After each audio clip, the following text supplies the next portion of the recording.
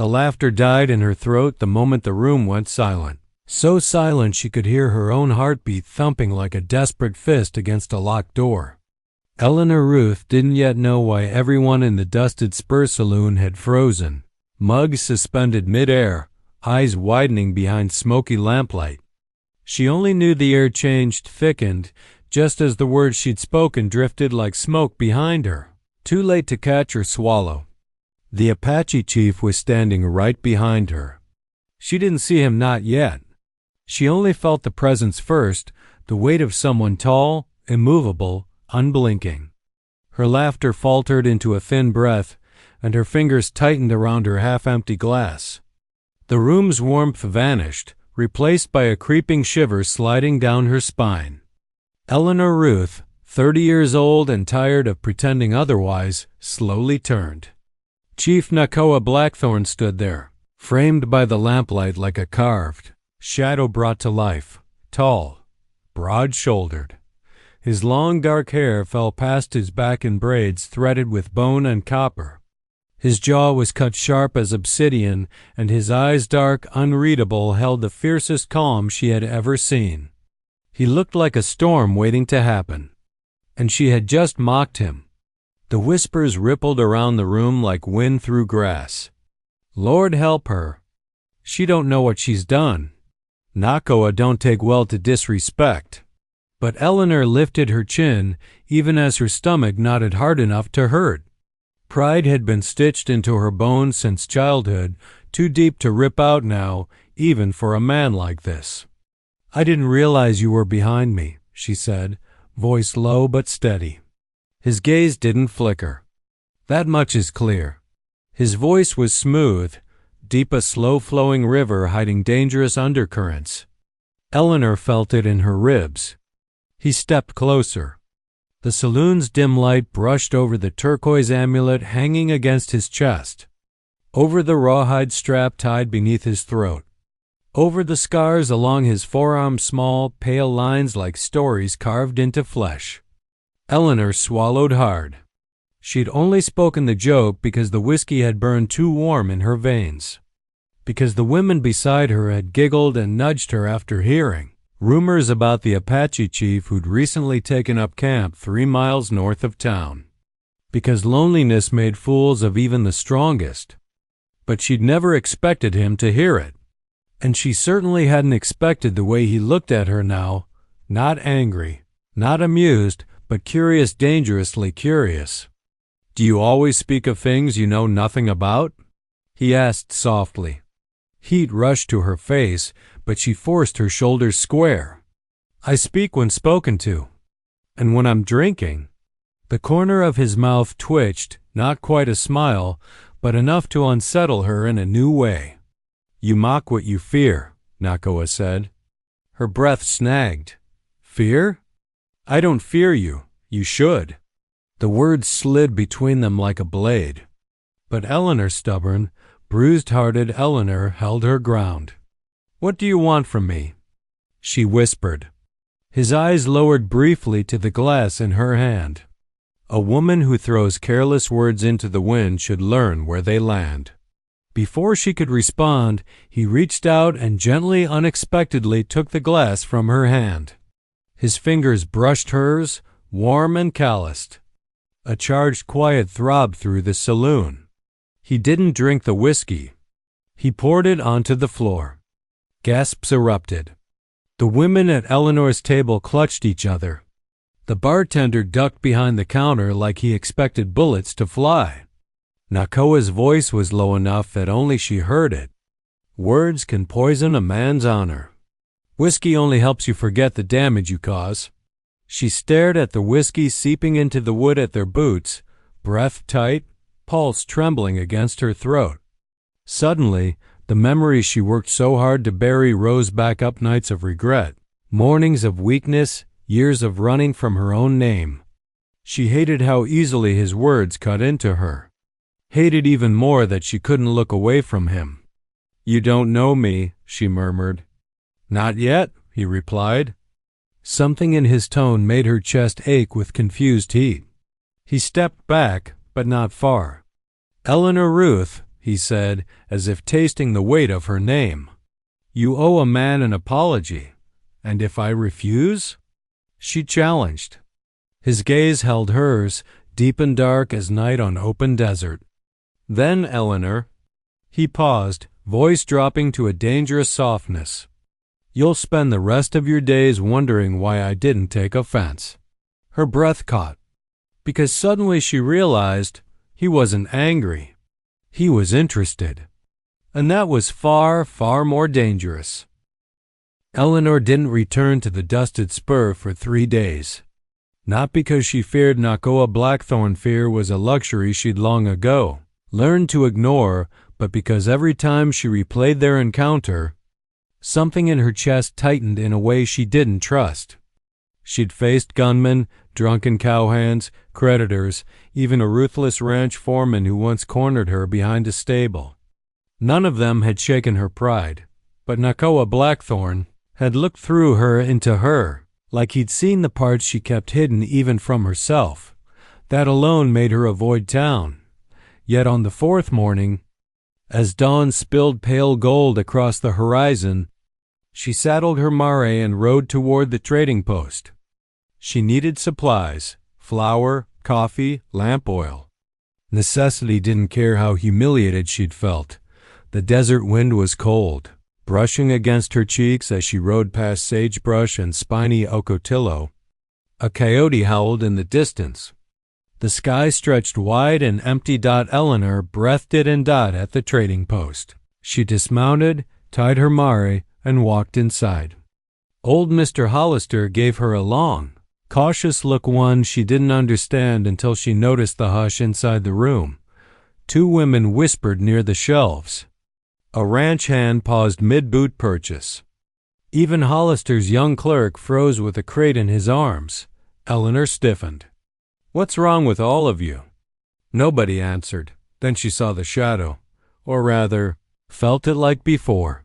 She turned. Chief Nakoa Blackthorn stood at the far end of the store, examining a row of woven blankets. He didn't look at her. Not yet. But she felt his awareness brush over her like the heat of a forge.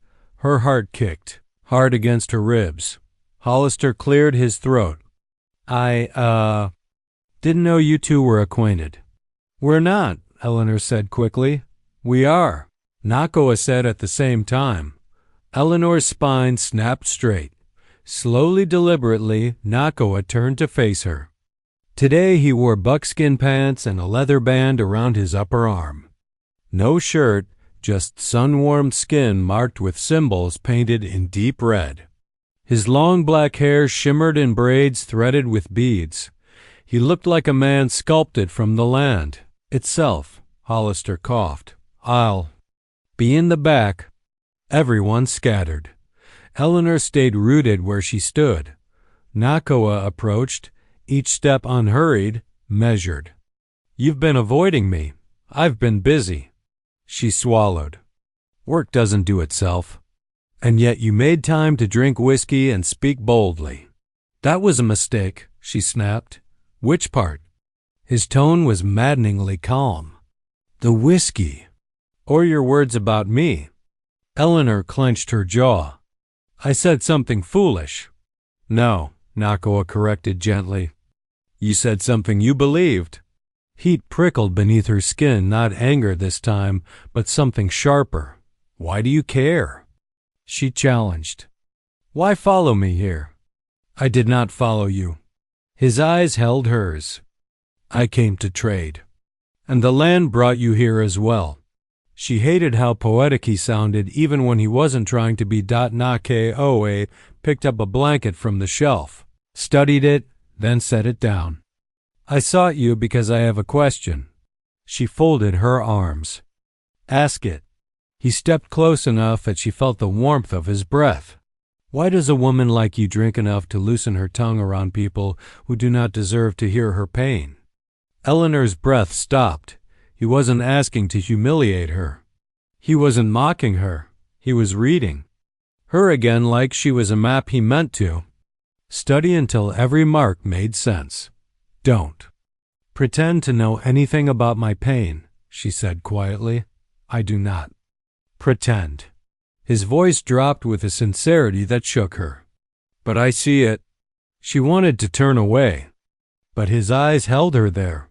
Finally, he said, "A woman who hides behind sharp words and whiskey has been wounded by something deeper than pride." Her throat tightened. "Why do you care?" "Because," Nakoa said, "you spoke my name in jest, yet your voice carried no true cruelty. Only loneliness." Something inside her cracked, an old splintered place she'd let no one near for years. "I don't need a chief telling me what I feel," she whispered harshly. "No," he agreed. "But you may need someone who sees what others ignore." Her heartbeat thudded painfully. For a moment, neither of them spoke. The dry breeze outside rattled the wooden shutters. A tumble of dust drifted across the floor. Then Nakoa stepped back. His expression was unreadable, calm, steady, but carrying something heavy beneath it. "I will leave you be," he said, "if that is what you want." Her lips parted. Did she? Before she could answer, he walked past her, the soft jingle of his jewelry brushing the silence. She watched him go, and hated that she wished he'd stayed. The afternoon sun had begun to bleed into the horizon by the time Eleanor rode home, her mind tangled in knots she couldn't loosen. The air was sharp with the scent of dry mesquite, and the sky swirled in dusty pink and rust. She should have felt relieved that Nakoa had walked away, that he'd given her space and the chance to forget everything he'd said. Instead, she felt rattled, hollow, as if something had been pulled loose inside her. Her small ranch house came into sight, a weather-beaten cabin sitting alone against miles of open land. Fences sagged in places. The stable door hung crooked. Chickens wandered where they shouldn't. Everything around her carried the quiet echo of a life held together by grit and stubbornness. Dismounting, she rubbed her mare's neck and walked toward the porch. But the door was open. Her breath caught. She never left it open. Eleanor reached for the knife she kept strapped to her boot and approached slowly, listening. No footsteps. No voices. No movement inside. Her heart beat hard against her ribs. She stepped in. Her kitchen was exactly how she'd left its simple wooden table. Chipped blue plates stacked unevenly, a half-finished loaf of bread. The living area was neat except for the wind brushing a curtain. Relief washed through her. Then the floor creaked behind her. Eleanor spun. Blade raised. Nakoa Blackthorn stood in her doorway. Her breath punched out of her. He didn't move, just filled the frame with his tall, muscular presence, long black hair stirring slightly with the breeze. Tribal jewelry gleaming in the fading light. Her grip tightened on the knife. "You tracked me home?" He lifted one brow. "If I had followed you from the trading post, you would have known." "Then how?" "I have ridden past your land many times," he said simply. Today something felt off. Eleanor's stomach twisted. "You mean the door?" "Yes." His eyes searched the room. "Did someone break in?" "No," she admitted. "Wind must have blown it open." Nakoa stepped inside without waiting for permission. "Or someone came and left." Eleanor stiffened. "No one comes here." "That is not always a comfort," he said. He walked slowly around her living space, not touching, just observing like a man reading signs on the ground. The room suddenly felt too small for the two of them. "I don't need protection," she said. "I did not say you did." She sheathed the knife but kept her distance. "Then what are you doing here?" He stopped near her fireplace, turned, and met her eyes with a seriousness that made her heartbeat jump. "You did not answer me earlier," Nakoa said, "when I asked if you wanted me to leave you be." Her breath stilled. He had left the trading post without pushing her, without holding her to anything. But she hadn't told him yes, and she hadn't told him no. She'd just watched him walk away. Now he stood in her home asking again, "Why does it matter to you?" She whispered. Nakoa took a slow step toward her. Then another. The sound of his boots against her floorboards echoed like distant thunder. "It matters," he said softly, "because something in you calls to something in me." She swallowed hard. "You don't even know me." "You think that," he murmured, "because you do not allow anyone to." Eleanor's defenses rose like steel around her heart. "You see one moment of weakness and suddenly you think you understand my whole life?" "I saw no weakness." His voice deepened. "Only a woman caring too much alone." The words struck so close to truth, she flinched. For years she'd done everything herself, mended fences, fought off coyotes, bartered supplies, buried losses, faced debt, endured loneliness that rotted at the edges of her nights. No one had been there. No one had offered anything until now, and she didn't know what to do with that. "Why did you really come here, Nakoa?" she asked, voice tight. He held her gaze for a long, quiet moment. Finally, he said, "Because there is danger coming." The room froze. Eleanor blinked. "What kind of danger?" Nakoa's jaw clenched slightly, shadows flickering over his face. "My scout saw riders traveling toward this region. Men with rifles. Not from your town." "Not from mine? Bandits?" She breathed. "Worse," he said. "Men who hunt land and lives with no honor." Her pulse quickened. "And you came to warn me?" "I came," he said slowly, "because they were asking about a woman who lives alone on the plains." Her stomach dropped. "Me," she whispered. "Yes." The air around them thickened, heavy with fear and something else, something protective, fierce, and unspoken. Eleanor stepped back until the table touched her hip. "Why would strange men be looking for me? I've done nothing." "There are reasons men seek the vulnerable," Nakoa said. "But you are not alone now." The certainty in his tone made her chest tighten painfully. "You shouldn't have come," she said quietly. "If dangerous men are asking about me, you shouldn't put yourself in the middle of this." Nakoa stepped closer, eyes dark and resolute. "I stand where I choose. And I choose to stand here." Eleanor inhaled sharply. He wasn't asking for permission. He was declaring a promise. And just like that, the world outside her cabin walls suddenly felt far more dangerous, and he felt far too important. Night had fallen across the plains, and Eleanor Routh sat alone on the porch of her cabin, a lantern casting a weak circle of light around her. The wind rattled the wooden shutters, carrying dust and the faint cries of distant coyotes. She held a cup of coffee, its warmth failing to seep past the cold knot of unease in her chest. She shouldn't have let him stay. She knew that. Yet the memory of Nakoa Blackthorn's eyes, calm and unreadable, haunted her. Every time she imagined him riding across the plains or standing in her doorway, she felt the strange pull between fear and something darker, something she wasn't yet willing to name. A sound cut through the stillness. Footsteps on the dirt, soft but deliberate. Eleanor's hand went to the revolver she kept beneath the table on the porch. The hairs on her arms rose as the steps drew closer. "Nakoa," she called, voice trembling despite her attempts at steadiness.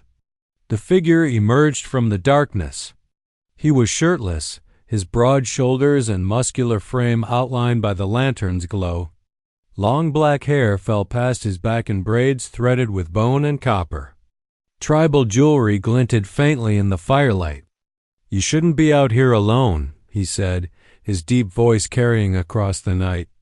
"I can handle myself," she snapped, though the edge in her voice was less convincing than she liked. "I know," he replied, stepping closer. "But some things are not meant to be faced alone." Eleanor's fingers tightened around the handle of her revolver. "I don't need a guardian." "I am not your guardian," Nakoa said. "I am a man who knows the plains and the people who roam them." "There are those coming for you." Her chest tightened. "Why?" "I'm just a woman living on her land." "Exactly," he said, stepping onto the porch. "Women who live alone are easy to find." and easy to exploit. Eleanor stared at him, struggling with the vulnerability that rose unbidden. For years, she had survived on wit and grit, never needing anyone. And now this man, this imposing, infuriatingly silent man, stood before her, insisting she could not face the coming danger alone. "Why do you care?" she asked, voice low, almost a whisper. Nakoa's eyes softened. "Because no one should face what you face without a chance to fight back." She swallowed hard. "You don't know me. You don't know my life." "No," he admitted.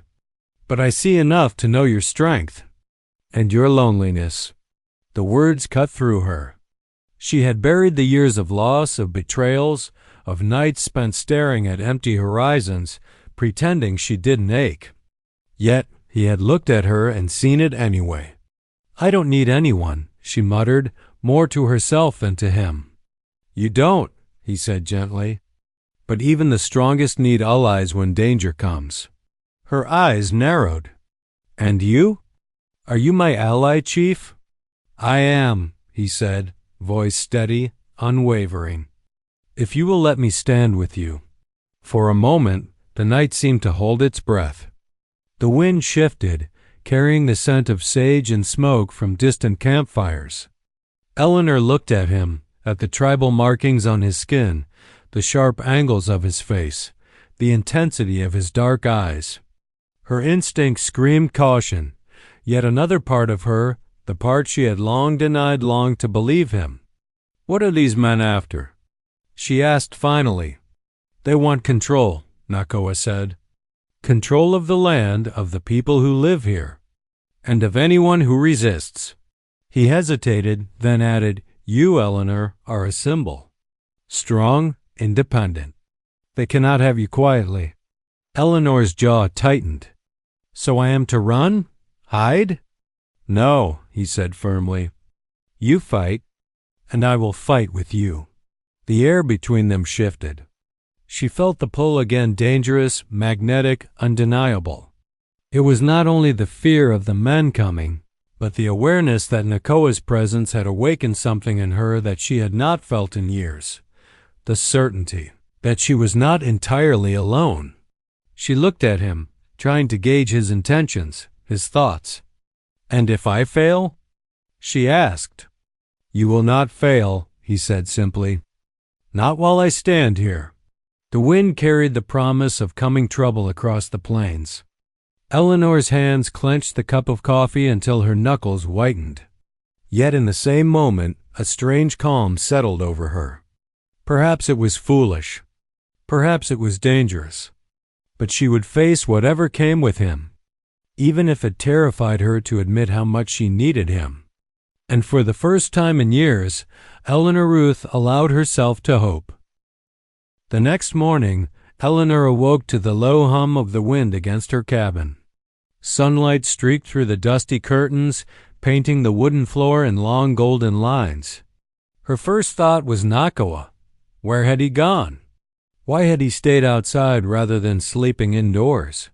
She found herself both irritated and relieved, irritated because he refused to follow rules, relieved because his presence still made her feel safer than she'd felt in months. When she stepped outside, she saw him sitting on a fallen log near her fence line, sharpening a long knife with meticulous care. His bare chest glistened under the morning sun, each movement precise and purposeful. Long black hair fell over his shoulders, braided with bone and copper. The faint clink of his tribal jewelry punctuated the silence. "You should eat breakfast," Eleanor called, trying to sound casual, though her voice trembled slightly. Nakoa looked up, his dark eyes meeting hers. "I am not hungry."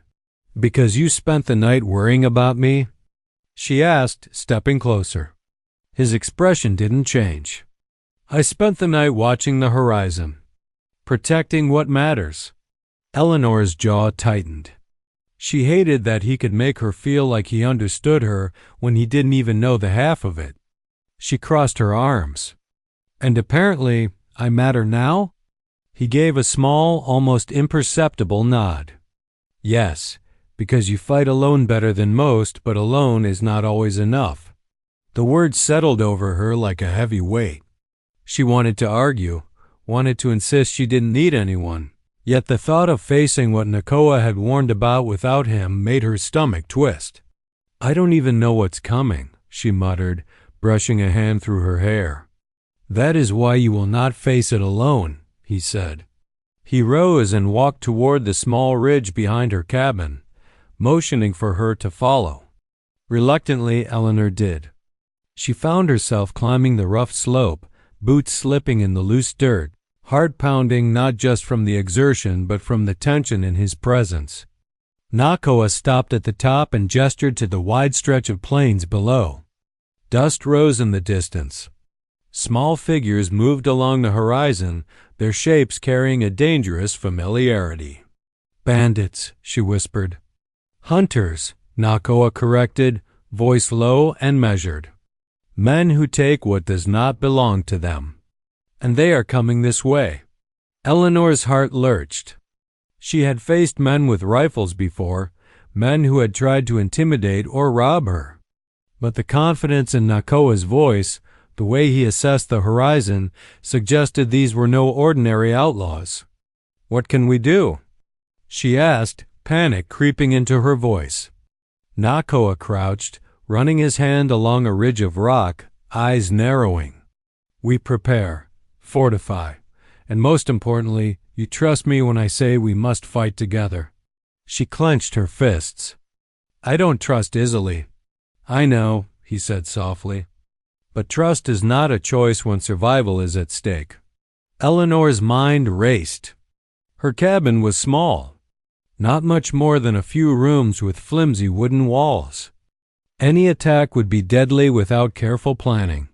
She looked at him, then at the vast expanse of land stretching toward the distant hills. She knew Nakoa was right. She needed his guidance. "What do you suggest?" she asked, grit threading her voice. "Barricades," he replied. "Fasten the shutters, reinforce the doors, gather what weapons you have. I will patrol the perimeter and scout their movements." Eleanor nodded, adrenaline beginning to course through her veins. She could do this. She had done impossible things before, but having Nakoa there changed everything. He wasn't just a man. He was a force, and for the first time, she didn't mind leaning on someone else's strength. Hours passed in a flurry of motion. Eleanor hammered boards over windows, dragged barrels to block the doors, and stashed weapons by her bed. Nakoa moved silently through the land, returning only to check her progress and issue calm instructions. His presence was commanding, and his quiet confidence was contagious. She felt her pulse steady with the rhythm of preparation. By late afternoon, the cabin stood fortified. Eleanor wiped sweat from her brow and surveyed the work, chest heaving. Nakoa approached, his expression unreadable but approving. "They will come," he said. Eleanor nodded. "And we'll be ready." He stepped closer, bare feet crunching on dirt, eyes fixed on hers. "Not just ready," he murmured. "We will survive. Together." Her stomach flipped at the words. Together. The idea had been foreign, almost frightening. Yet hearing it from him made it feel possible. The wind shifted, carrying dust and the faint sound of distant hooves. Eleanor's heart jumped. She had spent years relying on herself, but now, for the first time, she felt a dangerous, thrilling sense of hope. Nakoa's gaze softened as he studied her. "Do you understand why I am here?" "Yes," she said quietly, yet firmly. "And I trust you. For now." He gave a slow nod, almost imperceptible, before scanning the plains once more. The horizon was wide, empty, and yet Eleanor knew that when the hunters came, nothing would be the same. The sky darkened early that evening, streaked with bruised purple and orange as the sun sank beneath the distant hills. Eleanor Routh stood at the edge of her cabin porch, her hands trembling slightly as she gripped the edge of the railing. The scent of sage and earth mingled with the faint smoke of her small fire. Each creak of the cabin boards felt magnified. A reminder that danger was near, Nakoa Blackthorn emerged from the shadows, his bare chest glinting faintly under the dimming light, his long black hair braided with bone and copper beads, jewelry clinking softly as he moved. His presence was commanding, yet quiet, like a predator waiting for the right moment to strike. "They are close," he said without turning. Voice low and steady. Eleanor nodded, forcing herself to stay calm. "I can hear the wind, but not the riders." "They will come from the west," Nakoa said, scanning the horizon with sharp eyes. "They are cautious but impatient." Eleanor swallowed, chest tightening. She had barricaded the cabin, prepared what little firearms and ammunition she had, and fortified every possible entry point. Yet fear curled in her stomach. She had faced gunmen before, but never like this man who hunted not for money, but for power, and who knew she was alone. "You need rest," Nakoa said, finally turning to face her. His eyes, dark and unwavering, softened as they met hers. "Tonight, you must stay inside. I will watch." "I don't need to hide," she muttered, though her voice lacked conviction. "No," he replied gently. "You are not hiding. You are surviving. And that requires patience, not recklessness." Eleanor's fingers tightened around the railing. The weight of truth in his words was heavier than any threat outside. She realized she hadn't allowed herself to admit how vulnerable she was, how much she needed someone who could stand beside her. A sudden rustle in the dry brush caught her attention. Her heart jumped, and she instinctively reached for the rifle she had leaned against the cabin wall. Nakoa was faster, moving with fluid grace, positioning himself between her and the source of the sound. "It's only the wind," he murmured, eyes scanning the shadowed horizon.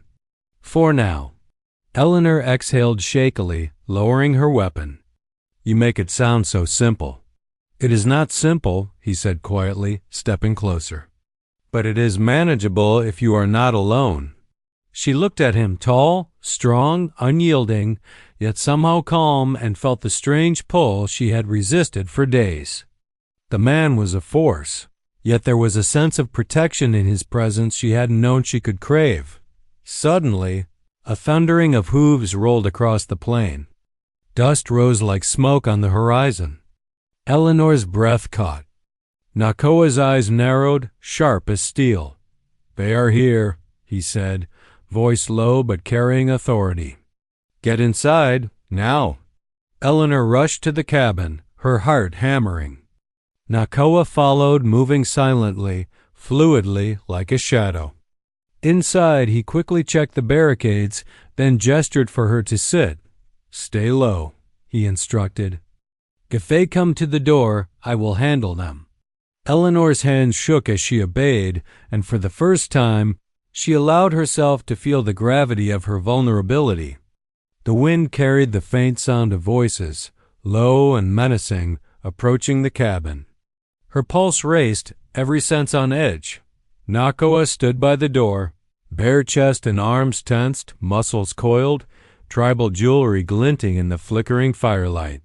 He was calm, but Eleanor could see the readiness in every line of his body. She wanted to run to him, to hide behind his strength, but she stayed rooted. Realizing that she needed to witness this, needed to see him protect her, not just as a man, but as a warrior who had chosen her, the first shadow fell against the cabin door. Eleanor's breath caught, and time seemed to stretch. The doorknob rattled. Nakoa's hand went to the first outlaw, and in one fluid motion he intercepted the door, pulling it open. The man fell back stunned as Nakoa's voice cut like a whip. "Leave, now." The others hesitated, caught between fear and aggression. Nakoa's gaze swept over them, unwavering, commanding. The words were few, but his presence said more than any threat could. Eleanor felt a surge of something she hadn't expected. Awe, respect, something closer to relief and, perhaps, gratitude. The men retreated, glancing nervously at the warrior who could have destroyed them in an instant. Dust settled back onto the plains, and silence returned to the cabin. Nakoa turned to Eleanor, eyes soft but steady. "Are you hurt?" "No," she whispered, her voice trembling. I'm fine." He stepped closer, the tension in his body relaxing slightly. "Good. You will need your strength for what comes next." Eleanor realized in that quiet moment that she no longer feared the approaching threats. She feared nothing while he was here. And for the first time in years, she felt a sense of belonging she hadn't known she could claim. "Thank you," she whispered. And for once, the words felt enough. Nakoa merely nodded, eyes scanning the horizon once more. The plains were wide, wild, and dangerous, but tonight they had survived, together. Dawn broke over the plains with a quiet ferocity, painting the horizon in sharp streaks of gold and crimson. Eleanor Routh stood on her porch, the cool morning air carrying the scent of sage and scorched earth. Her hands, calloused from hours of barricading and preparing, rested on the railing, and her pulse thrummed in rhythm with the rising sun. The night had passed without incident, but the tension had not left her. Every rustle of wind, every distant bird call made her nerves sharpen. Yet standing beside her, Nakoa Blackthorn moved with the ease of a man entirely at home in the wilderness. His bare chest gleamed in the sun, the tribal jewelry along his neck and wrists catching the light. Long black braids swung over his shoulders as he inspected the horizon, muscles coiled and ready. "They'll come," he said quietly, almost to himself. Eleanor's gaze followed his, scanning the vast expanse. "How do you know?" she asked. He didn't turn, his voice low and certain. "Because those who hunt without honor always return for what they cannot take easily." Her stomach tightened. She had fortified every door, every window. She had prepared herself mentally, emotionally, and physically for what might come. But now, standing with him, she realized she was no longer preparing alone. "You don't have to fight for me," she whispered, half to herself, half to him. "I choose to," he said, finally turning, eyes dark and unwavering. "Because you are not just a woman on these plains, you are a force, and forces like you should not be left undefended." The words struck her, a mixture of pride and discomfort. She had survived alone for decades, building her life on grit and stubbornness. And yet, this man, this warrior, stood before her, commanding, protective, and relentless, and she could not deny the surge of trust and relief that rose within her. A faint thud on the ridge drew their attention. Dust rose slowly on the horizon, shaping the first riders of the approaching threat. Eleanor's hand went to her rifle, but Nakoa's steadying presence beside her made her hesitate. She no longer wanted to act recklessly. She wanted to fight wisely, guided by him. "They're organized," he muttered, his eyes narrowing. "Not a simple gang of thieves. They move with discipline and brutality." Eleanor swallowed, gripping her weapon tighter. "Then we fight smart, together." He gave a small nod, and without another word, moved to the edge of the porch, crouching like a predator, surveying the plains. Eleanor followed his lead, matching his calm determination, allowing herself to move with him rather than against him. Hours passed in tense silence, punctuated by the distant thunder of hooves and the low murmur of approaching voices. Eleanor had rarely felt so alive, so acutely aware of every sound, every movement, every heartbeat. Her fear had transformed into sharp focus, a readiness she had never experienced before. Then they were upon them. The riders came fast, dust curling behind them like smoke. Eleanor's heart raced, but she did not falter. Nakoa's voice cut through the chaos, calm and commanding. "Hold your position. Watch the flanks. Do not waste a shot." He moved like lightning, intercepting the first attackers with precision, strength, and the effortless fluidity of a born warrior. His bare chest gleamed, muscles rippling with every motion, his long hair and tribal jewelry swinging with the rhythm of battle. Eleanor fired with careful accuracy, following his instructions, feeling the raw power of strategy over panic. The fight was brutal, swift, and merciless. But Nakoa's presence turned the tide. He anticipated their moves, countering attacks, with a deadly elegance that left Eleanor both awed and alive with adrenaline. Slowly, the attackers faltered, disorganized by his force and authority. By mid-morning, the plains lay quiet again. Eleanor stood, breathing heavily, rifle lowered. The cabin remained untouched. The threat had been repelled. Nakoa approached, dust and sweat coating his skin, muscles tense but relaxed now. He regarded her with a calm intensity. "You did well," he said. "Better than you imagine." Eleanor felt her chest rise and fall with a mixture of exhaustion and relief. She had survived. They had survived. And in that survival, a bond had been forged stronger than fear, stronger than pride. You saved me," she murmured, almost disbelief in her own voice. "I stand where I choose," he said simply, eyes locking with hers. "And I choose to stand with you." The sun rose fully now, casting long shadows across the plains. Eleanor looked at him, really looked, and for the first time allowed herself to feel what had been building over days and nights of tension, fear, and unspoken understanding. "You're not just a warrior," she said quietly, voice trembling. "You care." He gave a half-smile, subtle but powerful. "Caring is not weakness. It is survival. And today, we survived together." Eleanor felt a strange warmth spread through her chest, a quiet certainty that she had not felt in years. For once, she was not alone. Not in the wilderness, not in danger, and not in life. And as the wind swept across the open plains, carrying dust and freedom, she knew this was more than survival. It was a beginning. Together, Eleanor Routh and Chief Nakoa Blackthorn stood on the porch, facing the wide, wild frontier, ready for whatever the future held.